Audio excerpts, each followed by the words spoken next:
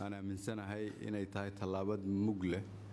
وكنت لابستين وحول با وحجنا يا أمانة ده الشعب كان صومالية نقول قبان إني سي أتكاتو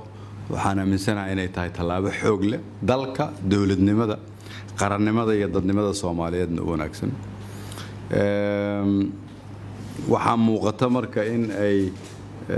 bangiga iyo wasaaraddu qaadeen talaabooyin dhiiri gelinaya dadka Soomaaliyeed oo dhan waxaan aad u jeclaan lahaa in hawshan aad qabateen in laga sii shaqeeyo in lagu faafiyo dhammaan hay'adaha dalka oo dhan inaanay ku koobnaan wasaaradda maaliyadda iyo bangiga dhexe muhiimaddu marka waxa ay tahay sida wasaaradda maaliyadda iyo bangigu ay u wada shaqeeyaan waa muhiim in wasaaradaha kale oo dhan oo dalka iyo wasaaradda maaliyadda iyo nidaamka wasaaradda maaliyaddu ay bangiga u keentay in looga wada shaqeeyo sababtu waxay tahay qofka Soomaaliyeed oo dawladda u shaqeeya xuquuq ku leeyahay si xuquuqdiisa u helo bil walba markay bishu dhamaato waa inuu mushaar helo mushaar si uu helo waa in amaanada loo dhiibaan xajin karnaa qof walba oo ganacsada oo canshuur bixiyana waxa uu rabaa inuu og yahay canshuurtii uu bixiyay meesha uu ku bixiyay qof walba Soomaaliyeed oo dawladda Soomaaliyeed ay adeeg u tahayna wuxuu rabaa adeeg inuu helo saddexdaas shayba waxay ku xiran yihiin wasaaradda maaliyadda iyo bangiga sida ay wada shaqeeyaan nidaamkan markay dalka ka jira idinka hormuud ah laakiin hormuudkaas wuxuu ku saleysan yahay dadku inay aamini karaan shacabka Soomaaliyeed haddii warqada la isdaba wada maanta oo dhan aan la ogeyn cidda haysata la yiraahdo warqadeedii qof hebel baa haysatay hal igaga soo fujiyana amaanadu way adkaanaysaa waa idin hambalyeynaya marka talaabada ay wasaaradda maaliyadda iyo bangigu ku talaabsadeen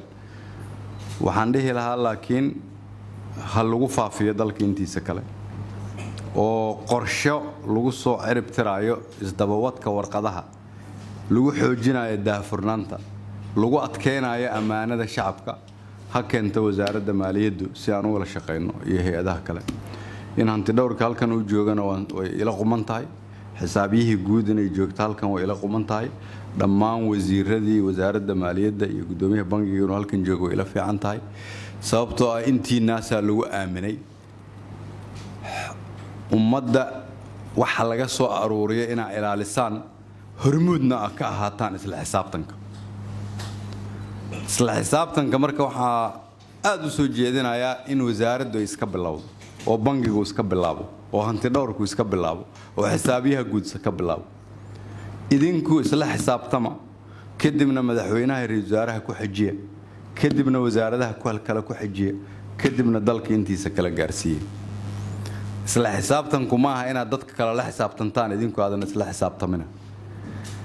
in waxan aan si daahfuran uga wada hadli karno kulligeena iyada lafteedu waa qayb dhaqan bedelka kamid ah musuqmaasuqu inuu xun yahay inaan ka wada hadli karno amaana inay tahay waxaan naloo dhiibtay inaan ka wada hadli karno dadka Soomaaliyeed inay na weydiinayaan canshuurtii ay inoo dhiibteen xagee geysan